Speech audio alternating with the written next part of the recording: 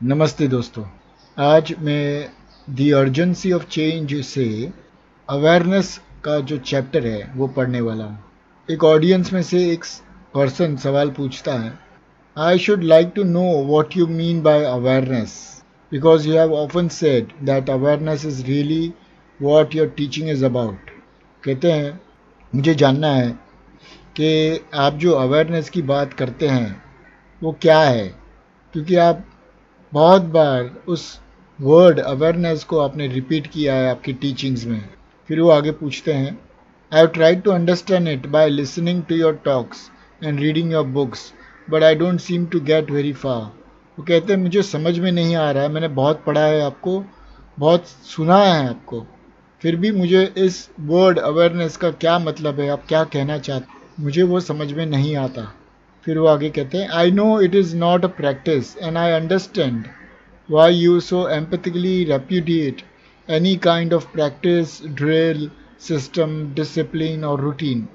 वो साथ साथ ये भी कहते हैं, मुझे मालूम है कि ये कोई प्रैक्टिस नहीं है और मैं ये भी समझता हूँ कि आप क्यों इसको इतना ज़ोर देते हैं कि ये कोई प्रैक्टिस नहीं है, ड्रिल नहीं है, सिस्टम नहीं है, डिसिप्लिन नहीं है या रूटीन नहीं है।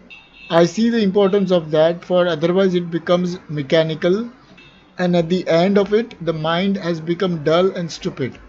कहते हैं कि आपने जो कहा उसका मैं इम्पोर्टेंस समझता हूँ कि ये कोई प्रैक्टिस नहीं है, क्योंकि अगर ये प्रैक्टिस हो जाएगी तो ये मैकेनिकल हो जाएगी, रिपीटेटिव हो जाएगी और आखिर में जो माइंड है हमारा वो डल और स्टूपिड जैसा हो जाएगा। I should like if I may to explore with you to the very end this question of what it means to be aware. तो मैं आपके साथ आखिर तक इस सवाल को समझना चाहता हूँ, अवेयर होने का मतलब क्या है। You seem to give some extra deeper meaning to this word. आप इस शब्द को बहुत गहरे अर्थ में उसको कुछ मीनिंग देते हैं आप। And yet it seems to me that we are aware of what's going on all the time. और साथ ही साथ हम सब अवेयर भी है, पर उस अवेयरनेस जो आपके हिसाब से जो अवेयरनेस है वो नहीं समझ पाते। When I am angry I know it, when I am sad I know it and when I am happy I know it. वो आगे कहते हैं ऑडियंस में से कि जब मैं खुश होता हूँ तो मुझे मालूम है, मैं अवेयर हूँ कि मैं खुश हूँ। जब मैं दुखी होता हूँ तो मैं अवेयर हूँ कि मैं दुखी हूँ, एंड सो ऑन। फिर कृष्णमूर्ति जी जवाब देते हैं, I wonder if we really are aware of anger, sadness and happiness. फिर वो कहते हैं कृष्णमूर्ति जी कि मैं सोचता हूँ, आपने तो कह दिया कि आप अवेयर हो आपके सैडनेस को, आपकी खुशी के लिए, या आपके जब आप गुस्से में होते हो तो आप अवेयर हो, ये आपने कहा। बट मैं ये सोचता हूँ कि क्या आप रियली में अवेयर हो क्या, उस एंगर के बारे में, उस सैडनेस के बारे में, उस हैप्पीनेस के बारे में। और are we aware of these things only when they are all over, या फिर हम सिर्फ तभी अवेयर होते हैं जब ये सारी चीज़ें ख़त्म हो जाती है, एंगर, सैडनेस, हैप्पीनेस ये सब ख़त्म हो जाती है, तब जाके हम अवेयर होते हैं कि हाँ मैं हैप्पी था, एंग्री था, सैड था। Let us begin as though we know nothing about it at all and start from scratch.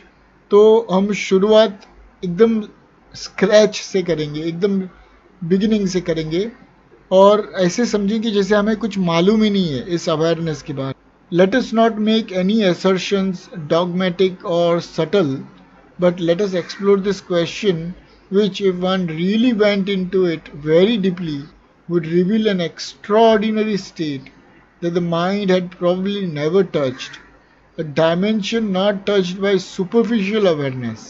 कभी कृष्णमूर्ति जी बात करते हैं एक सुपरफिशियल अवेयरनेस की, सतही लेवल पर, ऊपर ऊपर, ये डीप लेवल का अवेयरनेस नहीं है। तो इसमें हम किसी भी तरह का असर्शंस नहीं डालेंगे, किसी भी तरह के डॉगमेटिक बिलीफ्स या सटल बिलीफ्स नहीं डालेंगे हमारी। हम प्योरली अवेयरनेस जो है उसको समझने की कोशिश।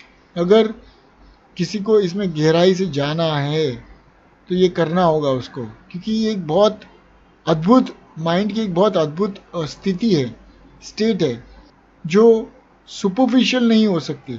तो let us start from the superficial and work through. तो हमें एक बेसिक लेवल से शुरू करके सुपरफिशियल लेवल, ऊपर सतही लेवल का जो अवेयरनेस है, जिसमें ऑडियंस ने कहा कि मैं दुखी हूँ तो मैं अवेयर हूँ, तो यहाँ से लेके हम शुरू करते हैं और एक्चुअल अवेयरनेस जो डीप लेयर है माइंड का, एक यूनिक स्टेट है माइंड का, उसकी तरफ हम बढ़ेंगे. We see with our eyes, we perceive with our senses the things about us, the color of the flower, the hummingbird over the flower, the light of this Californian sun, the thousand sounds of different qualities and subtleties, the depth and the height, the shadow of the tree and the tree itself. Krishnamurti ji कहते हैं हम हमारे आंखों से देखते हैं, हम हमारे सेंसेस से परसीव करते हैं, जो भी चीज़ हमारे आसपास है उसको हम परसीव करते हैं, महसूस करते हैं. जैसे कि एक एक फ्लावर का कलर, एक बर्ड, हमिंग बर्ड का फ्लावर के ऊपर रुकना, इस सूर्य की रोशनी और हज़ारों किस्म की जो साउंड्स है, अलग अलग क्वालिटीज़ के साउंड, उसके अंदर जो सैटेलिटीज़ हैं, जो बारकाई है, वो सब. फिर हमारा जो हम जो डेप्थ परसीव करते हैं, गहराई और ऊंचाई, फिर इस पेड़ का जो शैडो है उसको, और फिर पेड़ को भी, ये सारी चीज़ों को हम अवेयर भी हैं उनके बारे में और हम देखते भी हैं इनको. We feel in the same way our own bodies which are instruments of these different kinds of superficial sensory perception. इसी तरह से हम हमारे खुद के शरीर को भी देख सकते हैं और इसी इंस्ट्रूमेंट से, ये जो सेंसरी इंस्ट्रूमेंट्स है, तो सेंसरी परसेप्शन से हमारी आँख, हमारी सुनने की शक्ति, देखने की शक्ति वगैरह वगैरह, महसूस करने, टच फीलिंग का शक्ति, तो इन सभी से हम खुद को भी देख सकते हैं और बाहर की चीज़ों को भी देख सकते हैं. If these perceptions remained at the superficial level, there would be no confusion at all. वो कहते हैं कि अगर ये परसेप्शन, ये जो महसूस करने की जो शक्ति है, समझने की शक्ति है, ये अगर ऊपर ऊपर से ही रहे तो ठीक है, तो कोई दिक्कत नहीं है. पर जब यही परसेप्शंस गहराई में जाते हैं तो दिक्कत आती है. कैसे आती है वो देखेंगे आगे. कहते हैं that flower, that pansy, that rose are there and that's all there is to it. फिर वो आगे कहते हैं that there is no preference, no comparison, no like and dislike, only the thing before us without any psychological involvement. अब वो कहते हैं कि वहाँ पर एक रोज़ पड़ा है, एक वास पड़ा है, फ्लावर पड़ा है, और बस वो है वहाँ पे, गिरा हुआ है, पड़ा हुआ है, रखा हुआ है. यहाँ पे कोई प्रेफरेंस है कि उसको इस तरह का फ्लावर, इस कलर का फ्लावर होना चाहिए, या इस कलर का रोज़ होना चाहिए, या यहाँ पे रखा होना चाहिए. ना कोई कंपैरिजन है कि बहुत ब्यूटीफुल फ्लावर्स है या बहुत ब्यूटीफुल वाज है वगैरह वगैरह. कोई कंपैरिजन भी नहीं है.